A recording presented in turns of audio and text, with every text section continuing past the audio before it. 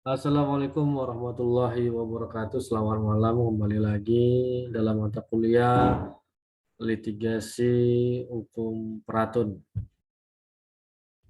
Nah, sesuai dengan RPS, dalam kesempatan ini kita akan melihat mengkoreksi bagaimana cara membuat penetapan hari sidang dan relas panggilan sidang. Mohon nanti akan kita lihat bagaimana alur daripada proses pemeriksaan di peratun.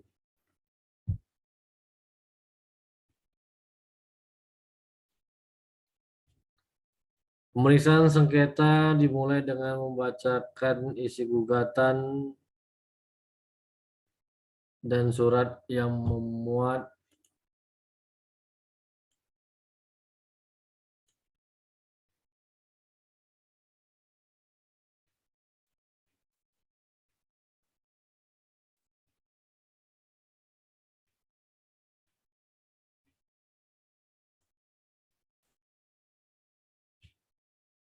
jawabannya oleh hakim ketua sidang, dan jika tidak ada surat jawaban, pihak tergugat diberi kesempatan untuk mengajukan jawabannya.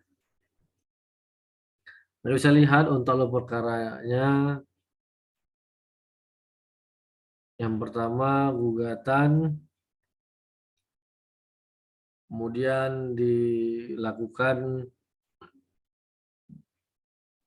penelitian administrasi. Dalam administrasi dilakukan dismissal proses. Nah, hasil daripada dismissal ini, perundingan ketua pengadilan dengan majelis yang ditunjuknya menyatakan diterima atau tidaknya gugatan tersebut. Artinya syarat materi yang formil dalam sebuah gugatan tun harus telah sesuai. Nah, apabila tidak diterima, maka tergugat dan penggugat dapat melakukan perlawanan atau pihak yang kalah.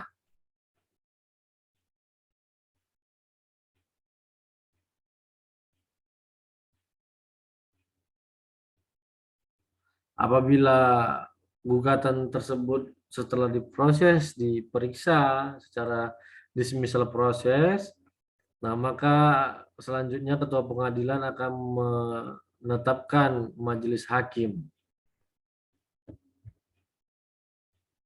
atau hakim tunggal untuk acara cepat. Sedangkan majelis hakim adalah untuk acara biasa.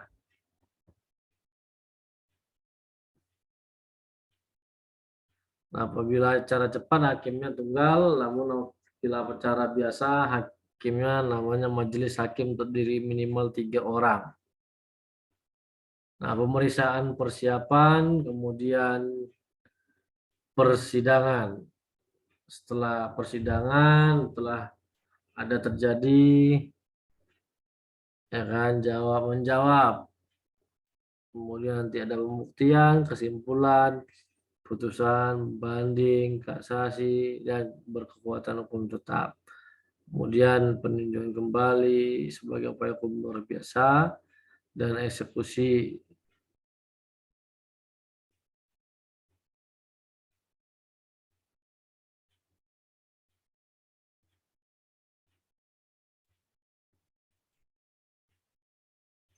Nah, ini bentuk alur dari proses persidangan, tapi kita masih kepada pembacaan gugatan.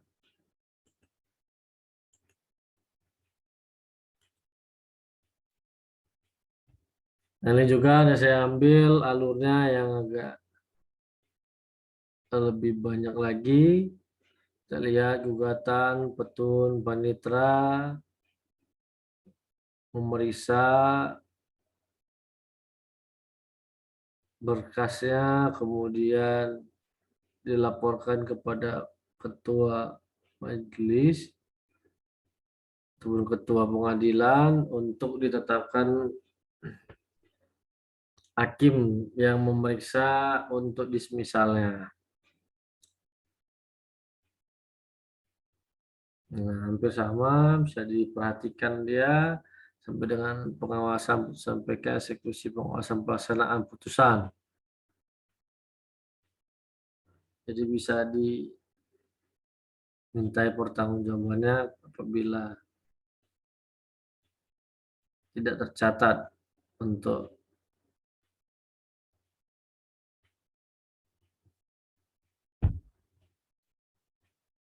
Nah, saya lihat ini contoh dari penetapan hari sidang. Nanti bisa di zoom sendiri. Inilah formatnya, ada logonya, kemudian ada bahasa penetapan, judulnya dan nomornya. Kemudian karena dia pengadilan, tetap ada irah-irah keadilan, yaitu demi keadilan berdasarkan ketuhanan yang Maha Esa. Pengadilan Tata Usaha Negara Medan yang bersidang di gedung yang disediakan untuk itu.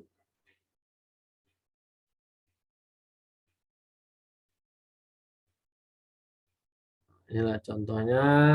Kemudian ditetapkan hari sidang, menetapkan pemeriksaan perkara dilangsungkan pada hari, ya kan, memerintahkan untuk memanggil kedua pihak yang sengketa datang menghadap di muka sidang pengadilan dan tata usaha negara.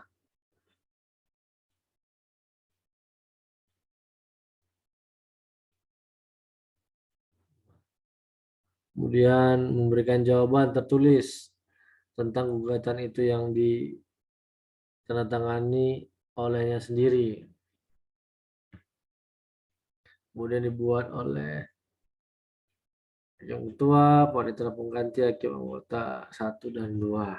Inilah contoh dari penetapan hari sidang. Nah, bagaimana dengan relasi pemanggilan? Jangka waktu antara pemanggilan dan hari sidang tidak boleh kurang dari 6 hari, kecuali dalam hal sengketa tersebut harus diperiksa dengan acara cepat.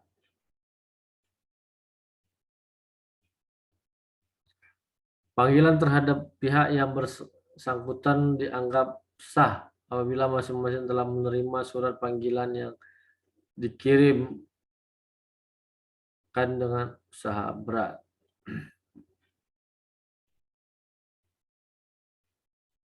Dengan surat. Ketika dalam hal salah satu pihak berkedudukan atau berada di luar negeri, maka ketua pengadilan bersangkutan melakukan pemanggilan dengan cara meneruskan surat penetapan hari sidang beserta salinan gugatan tersebut kepada Departemen Luar Negeri Republik Indonesia.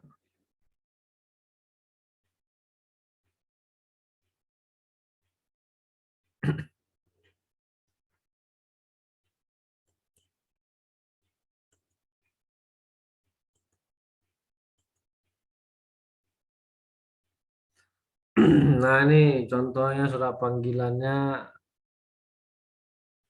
nama orangnya, pejabatnya yang mengeluarkannya, tanggalnya, kemudian diserahkan kepada siapa.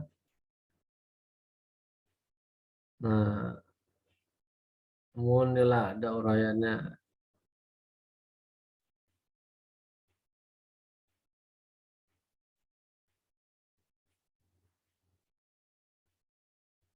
Kemudian ada nama para pihaknya, yaitu penggugat dan tergugat.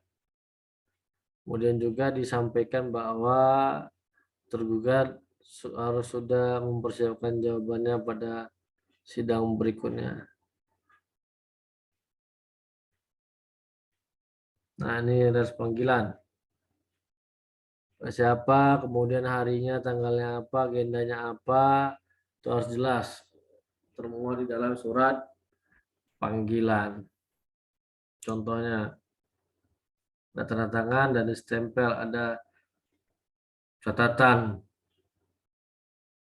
tanggal terbit, kemudian judul dan nomor, kata pengantar, baru nama perusahaan, kata pengantar, baru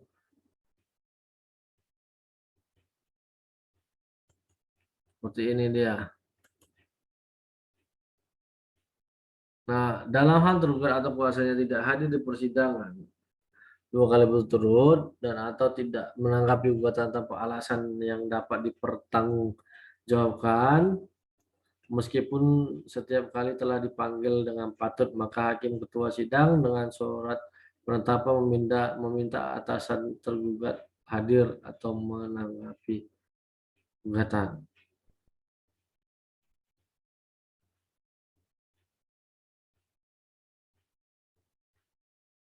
Baik, untuk keperluan pemeriksaan, hakim membuka sidang dan menyatakan terbuka untuk umum. Apabila majelis hakim memandang bahwa segala yang sedang disidangkan menyangkut ketertiban umum atau keselamatan negara, persiapan dapat dinyatakan tertutup untuk umum. Tidak dipenuhinya ketentuan sebagaimana dimaksud dapat menyebabkan batalnya putusan itu. Dalam hal penggugat atau kuasa tidak hadir persidangan pada hari pertama dan pada hari yang ditentukan pada dalam gugatan yang kedua tanpa alasan yang dapat dipertanggungjawabkan, meskipun setiap kali dipanggil dengan patut, gugatan dinyatakan gugur dan penggugat harus membayar biaya perkara. Nah, itulah alur daripada proses perkara di Pengadilan Tata Usaha Negara. Apabila ada yang ingin ditanyakan, silakan dapat ajukan di dalam kolom chat maupun diskusi yang telah saya buat di e-learning masing-masing. Demikian, Assalamualaikum warahmatullahi wabarakatuh.